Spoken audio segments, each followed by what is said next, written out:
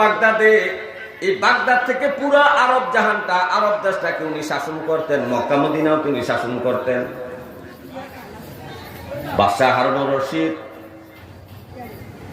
ওনার আমলে হযরত ইমাম ইউসুফ রহমতুল্লাহ আলাইহি জীবিত ছিলেন, ইমাম মুহাম্মদ রহমতুল্লাহ জীবিত ছিলেন।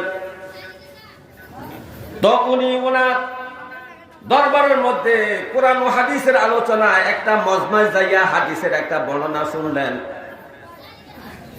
যে নবীজি বলছেন, মান বানা লিল্লাহি মাসজিদান বানাল্লাহু লাহু বাইতান ফিল জান্নাহ, যে ব্যক্তি দুনিয়াতে মসজিদ নির্মাণ করবে, নির্মাণের সহযোগিতা করবে, মসজিদ বানাইবে, মসজিদ প্রতিষ্ঠা করবে, পুনর্নির্মাণ করবে, ওই ব্যক্তির নামে আল্লাহ তাআলা জান্নাতের মধ্যে একটা ঘর বানাইবেন। এই ঘরের মধ্যে যে নেম প্লেট থাকবে, এই নেম প্লেটের মধ্যে তার নাম লেখা থাকবে। বাদশাহ হারুনুর রশিদের মনের মধ্যে বড় আশা জাগলো, হায় রে, আমি কি জান্নাতে যাইতে পারবো কি? তারপর আমি তো জানি না, আমি তো মানুষ, আমার তো ভুল ত্রুটি আছে। তবে মসজিদ বানাইয়া যদি জান্নাতের মধ্যে একটা ঘর বানাইতে পারি, আমি যতই পাপী হই না কেন, পাপের শাস্তির পরে আমি অবশ্যই জান্নাতে আমার ঘরে থাকতে পারবো, ঘরটা আমি দখল করতে পারবো, যেহেতু জান্নাতে আমার নামে একটা ঘর বরাদ্দ আছে। এই আশা করে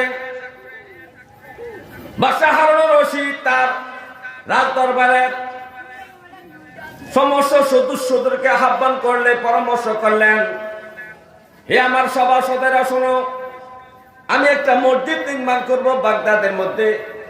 আমার নিজের অর্থায়নে মসজিদ তো বিভিন্ন জনের সাহায্য সহযোগিতা নিয়ে নির্মাণ করতে হয়, কিন্তু আমি মসজিদটা একা আমার সম্পদ থেকে, আমার কামাই রুজি থেকে আমি নির্মাণ করব।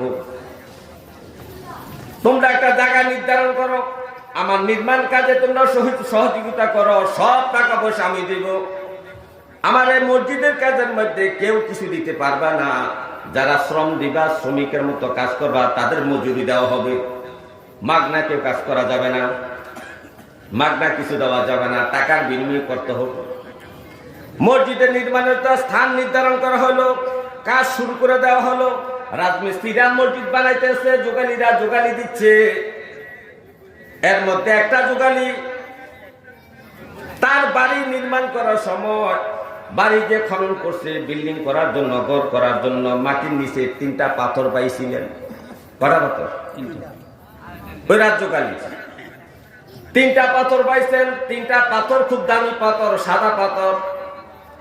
বাদশাহ হারুনুর রশিদ যেই মসজিদ বানাইতেছেন, মসজিদ বানানোর জন্য সমস্ত পাথর আনা হয়েছে সাদা।